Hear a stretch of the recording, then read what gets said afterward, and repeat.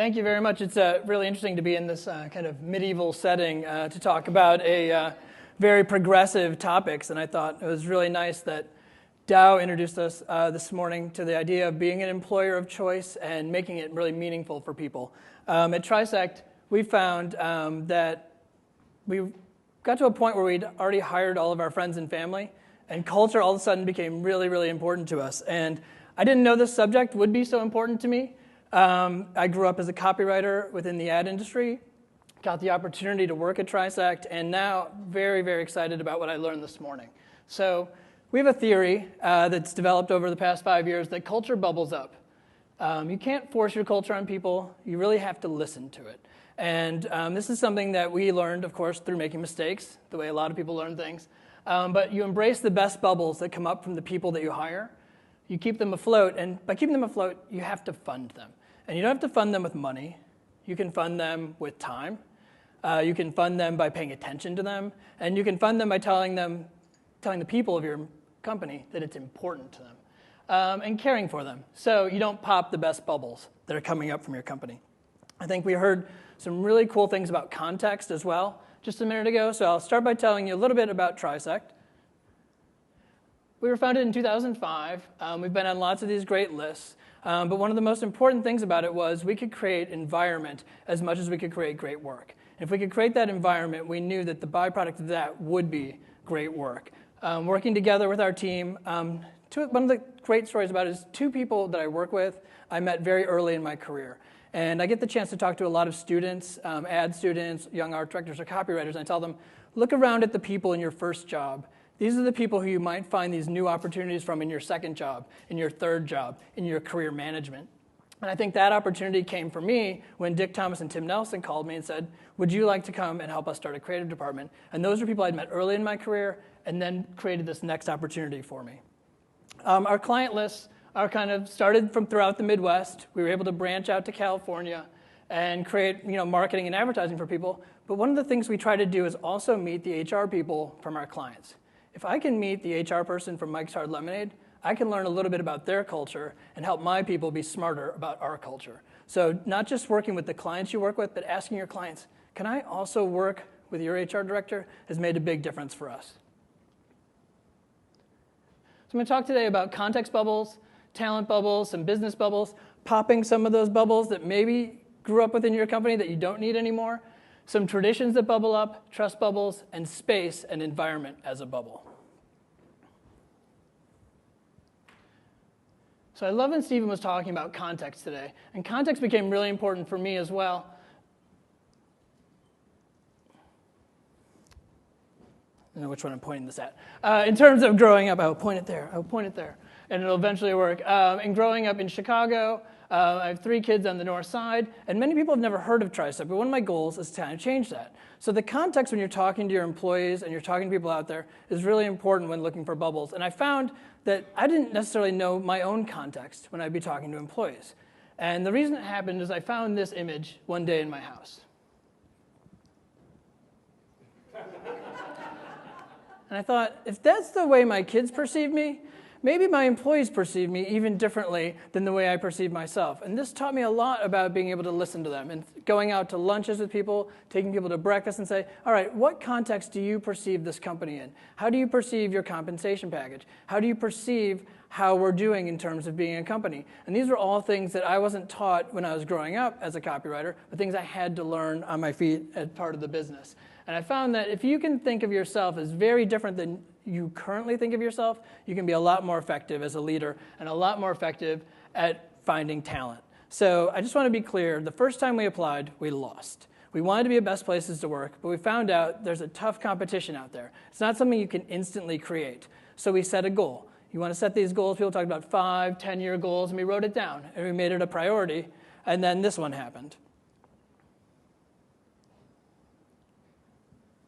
So you get to smash your face into some things. You get to be out there doing different things in the world. And one of the great things about it was we took pictures of everybody at our agency. And one of the things we talk about now is instead of buying a photo shoot, you want to buy a camera. If all of you guys don't already have a camera in your office that you can set up and take a picture of every single employee in your office and hang them up on the wall, make your employees feel like stars. And this ability of ours to take a photo of everybody sort of transformed the agency. And we said, you know what, each one of these people is a huge star. And that was our part of them voting for us to be a best place to work out there in the world. Our business changed a lot. And one of the bubbles that bubbled up for us was, are we going to change our business? How often can we change our business? So we've been 5 different companies in 5 years. And the idea behind this for us is that our favorite project continues to be Trisect. So this logo all the way on the right-hand side, this is one of the most embarrassing things I put up and talk to people about. I am horrified every time I see that, but I put it up here so people can see that we were something. We became something else, which is sort of a recycling company, this little recycling triangle that we invented for ourselves. We then invented this little teepee or triangle for ourselves in the 3rd year. And I think by the 4th year, we got it right. And we knew that simplicity mattered. We knew that our company could be more formal and more grounded. And then this idea of what's up with the 3 came to us just last year. People always asked us this question, what's up with the 3? Why do you guys have this 3?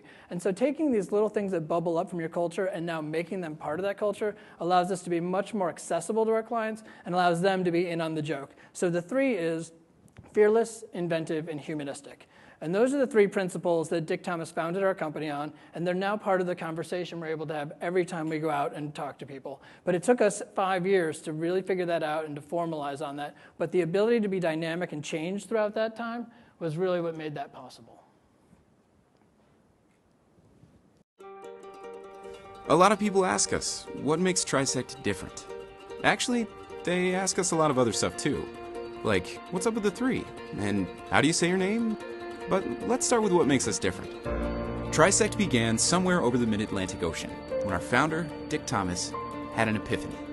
Amidst an agency world focused on mergers, financial targets, and creating holding companies with names like Enormicom, he had the idea that there was still room, actually a lot of room, for an agency that put its people and clients first. He wrote down 3 words: fearless, inventive, humanistic.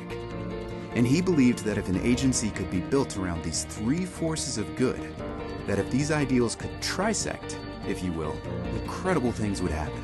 People wouldn't just come to work.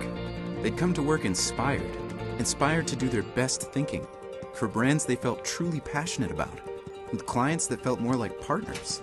Because when we are fearless in our approach, inventive in our solutions, and humanistic in the ways we connect with the world, we create exponential impact for a brand. Strategy becomes stronger, ideas work harder, results jump higher. Pigs literally take flight. Fearless, inventive, humanistic. The power of 3. It's who we are, what we believe, and the type of people we want to work with.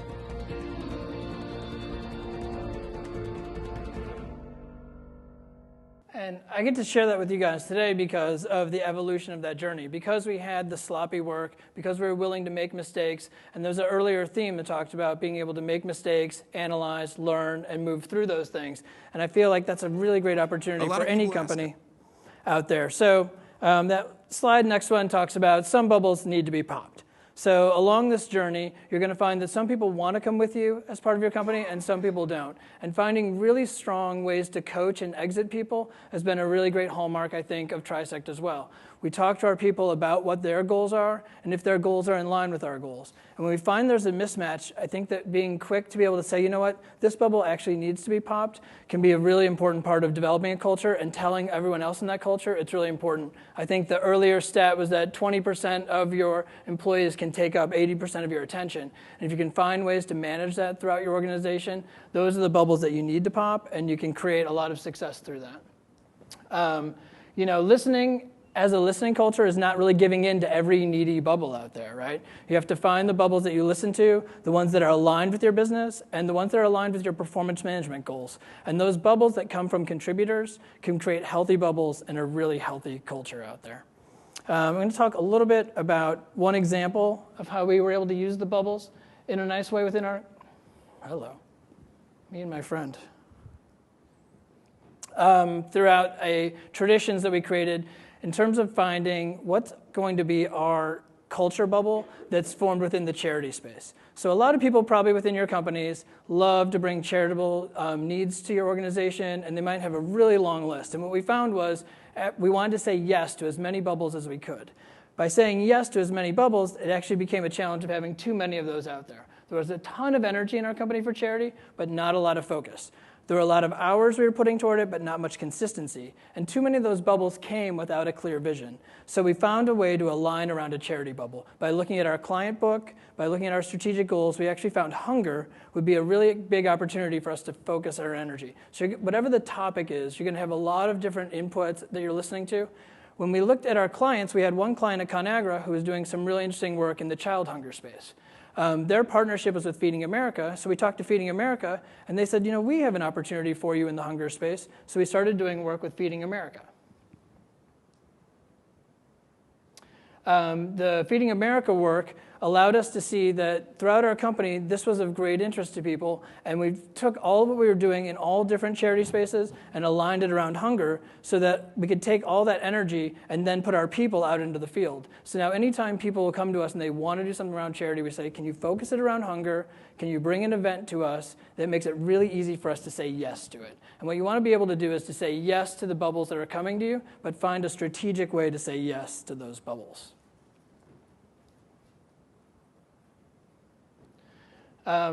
Here's some other bubbles that have risen up for us. You never know if one's going to become a tradition. So we love to say yes at first as quickly as we can. If someone wants to do a bike ride, if someone wants to start a volleyball team, if someone wants to actually create what we're calling uncasual Fridays at our company, we say, all right, let's do that. And then let's see if it's going to bubble up over time. We were able to create at our company an Iron Chef competition, and this came from two people having a hallway argument. One woman said, I make the best carrot cake in the world. And the boy who was, I call him a boy because he was a millennial at the time, he said, my mom makes a better carrot cake than you. And she said, no, I make a great carrot cake. And he said, my mom makes a better carrot cake. So we pitted her carrot cake against Matt Grill's mom. So the first Iron Chef was Matt Grill's mom's carrot cake against Sarah Ingram's carrot cake. From there, we've done 12 different Iron Chef competitions. This was the 9th one. And the best part about it for me is what people win. They win a cardboard knife. And you wouldn't believe how hard people compete for this cardboard knife.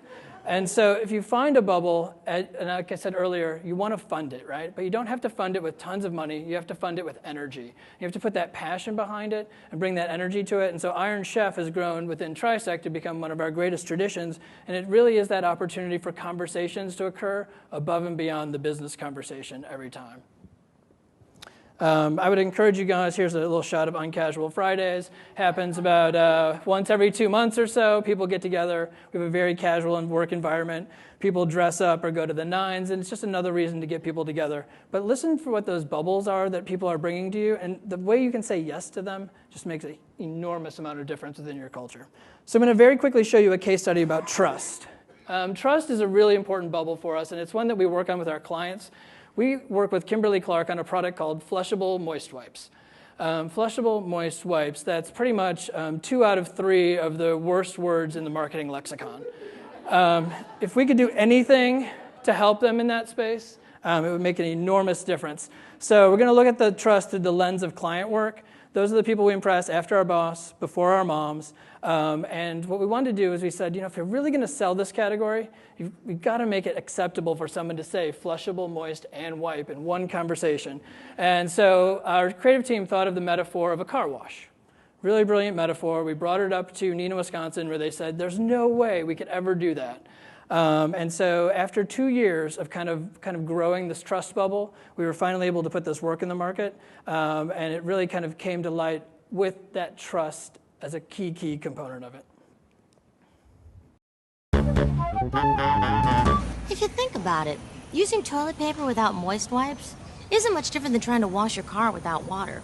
So today, we are at a real car wash to see if real people who only use toilet paper to clean their behinds are okay with us just using a dry towel to clean their cars.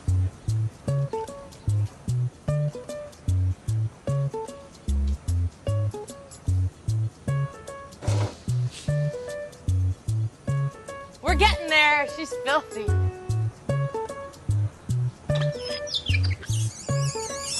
I'm watching Sasha's car not get washed. It's amazing.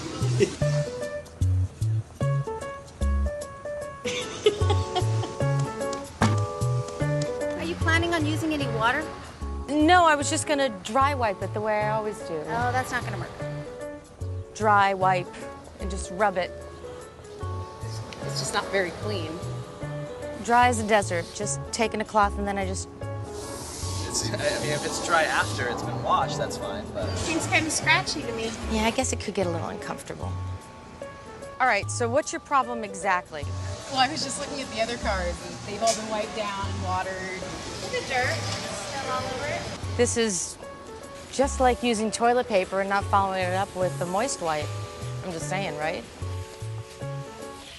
Do you use moist wipes? No. No, I don't. Well, if it's not good enough here, why is it good enough in the bathroom? Dry wiping? Yeah, if you're not happy here, think about your own bumper. It's silly to try to clean anything without water. Yeah, that's true. Yes, I would definitely use water. Next time you need to get clean in the bathroom, freshen up with the Cottonelle care routine. Are these for me? They're for you. 1, 2, for your number 2. This is great. So I'm not here today to evangelize for flushable moist wipes by any means, but I use that work a lot to talk to people about having tough conversations. And for Kimberly Clark and for our creative team, this was about having a really hard conversation. They were having a conversation with America, but in many ways, you're having a tough conversation within the office. If there's an example from your work that you can bring forward to people and say, this is how someone had a tough conversation, I think it can help you have hard conversations, especially in the HR space.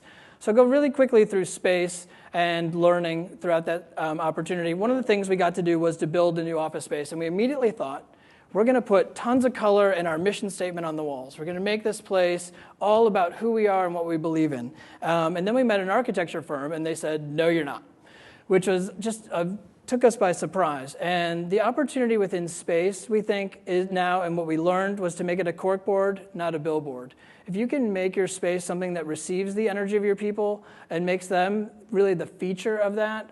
So what we did was we created much more neutrals on our walls, more cork surfaces within our walls so people could put their own imagery up on the walls, and the people really become the color and texture of your office space. It's a really important lesson within that space. So if any of you have the opportunity to design space or work on spaces, I would just encourage you to really think about how you can break down those walls that are here, create workable surfaces, and make the people really the star of your space as much as making your message the star of your space. It was a really great learning about culture we had there. So I have a couple parting shots really quickly I can take you through. There's some of those people.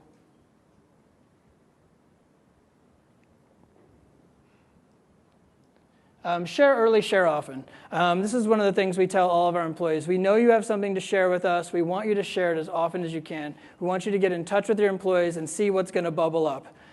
Stay hydrated.